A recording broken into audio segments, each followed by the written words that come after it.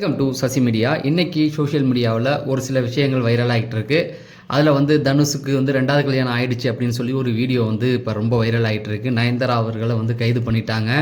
Rajini sir தன்னுடைய ரசிகரை மதுரையில் பாராட்டியிருக்காரு. அதுக்கப்புறம் கமல் சார் வாழ்த்து இப்படின்னு சொல்லி நிறைய விஷயங்கள் சோஷியல் மீடியாவில் இன்றைக்கி ட்ரெண்டிங்கில் போயிட்டுருக்கு. அதெல்லாம் ஒன்றா பார்த்துடலாம். ரஜினி சார் தன்னுடைய ரசிகரை நேரடியாக வீட்டுக்கே வர வச்சு பாராட்டியிருக்காரு. அவருடைய ஃபேமிலியே வர வச்சுருக்கார். என்னடா அப்படின்னு விசாரித்து பார்த்தா மதுரையில் அவர் புரோட்டா கடை போட்டிருக்கார். ரஜினியோடைய ரசிகர் அவர் 5 ரூபாய்க்கு புரோட்டா விற்கிறதுனால அதை ரஜினி சார் கேள்விப்பட்டிருக்காரு. ஏதோ சோஷியல் மீடியாவில் இதுலேயே பார்த்துருக்காரு. பார்த்ததுக்கப்புறம் அதை அவருக்கு பிடிச்சிருந்ததுனால அவரை வர வச்சு நேராக கூப்பிட்டு பாராட்டியிருக்காரு. அதாவது இந்த காலகட்டத்தில் தரமாகவும் அதை விலை குறையிலையும் உணவு கொடுக்கறதுங்கிறது ரொம்ப சாதாரண விஷயம் கிடையாது. எங்கே போனாலும் விலை ஏறிக்கிட்டே இருக்கு. அப்படி தன்னுடைய ரசிகர் ஒரு விஷயம் பண்ணுறாரு அப்படின்னா அதை கேள்விப்பட்டு ரஜினி சார் பாராட்டியிருக்காரு.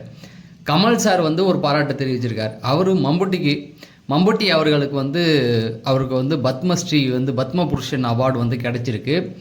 கமல் சார் அதுக்கு ஒரு பாராட்டத்தில் சொல்லியிருக்கார். என்ன அப்படின்னு பார்த்தீங்கன்னா, நம்ம 2 பேரும் நடித்தது கிடையாது, ஆனால் 8லேருந்து உங்களை நான் ரசிச்சிருக்கேன், என்ன நீங்கள் ரசிச்சிருக்கீங்க, அதனால் உங்களுக்கு இந்த பத்ம பூஷன் அவார்டு ரொம்ப அது பொருத்தமானவர் தான் அப்படின்னு சொல்லி அவருக்கு ஒரு பாராட்டை தெரிவிச்சிருக்க அந்த ஒரு செய்தியும் பார்க்க முடிஞ்சுது.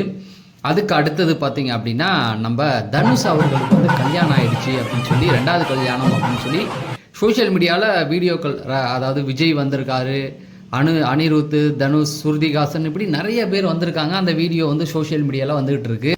என்னடா தனுஷ் அவர்கள் இப்படி சொல்லாமல் கொள்ளாமல் சீக்கிரட்டாக கல்யாணம் பண்ணிக்கிட்டாரே அப்படின்னு சொல்லி அதை பற்றி விசாரிக்கும் பொழுது அந்த வீடியோ ஒரிஜினல் வீடியோ கிடையாது. ஆனால் அந்த வீடியோ பார்க்குறதுக்கு ஒரிஜினல் போலவே இருக்குது. அதனால் மக்கள் ரொம்ப குழம்பிட்டாங்க. ஆனால் அது ஒரிஜினல் வீடியோ கிடையாது. ஏஐ வச்சு தத்ரூபமாக அந்த வீடியோ ரெடி பண்ணியிருக்காங்க. அதாவது மிருனால் தாக்கூர் அப்படிங்கிற அவங்க ஆக்ட்ரஸ் தான். அவங்கள ஏற்கனவே லவ் பண்ணுறதாகவும் நிறைய விஷயங்கள் சோஷியல் மீடியாவில் தொடர்ந்து பேசப்பட்டுக்கிட்டே வந்துச்சு. ஆனால் அதை அவங்க இன்னும் மறுக்கலை. 2 பேரும் தனித்தனியாக ஆனால் இருக்குது அப்படிங்கிற மாதிரி தான் சொல்லிக்கிட்டு இருக்காங்க. அது கொஞ்சம் அட்வான்ஸாக ஏஐயில் வச்சு என்ன பண்ணிட்டாங்க, 2 பேருக்கும் மேரேஜ் ஆகிடுச்சு அப்படிங்கிற மாதிரியான செய்திகள் தொடர்ந்து பரப்பப்பட்டுக்கிட்டே வருது. அது ஒரு வதந்தி தான் அப்படிங்கிறது. அடுத்தது பார்த்திங்கன்னா, நம்முடைய லேடி சூப்பர் ஸ்டார் நயன்தாரா அவர்களை கைது பண்ணிட்டாங்க அப்படிங்கிற ஒரு செய்தி காலையிலேருந்து ட்ரெண்டிங்கில் போகுது. என்னடா நயன்தாராவை கைது பண்ணிட்டாங்க அப்படின்னு பார்த்தா, நயன்தாரா அதாவது வருமான வரி சார்ந்து கைது பண்ணியிருக்கதா சொன்னாங்க. அவங்க 9 ஸ்கின் அப்படின்ற ஒரு பியூட்டி ப்ராடக்ட் ஒன்று தயாரிச்சுக்கிட்டு இருக்காங்க. ஃபேஷியல் க்ரீம் இந்த மாதிரியான ஒன்று. அது துபாயில் முதலீட்டு செஞ்சுருக்காங்க.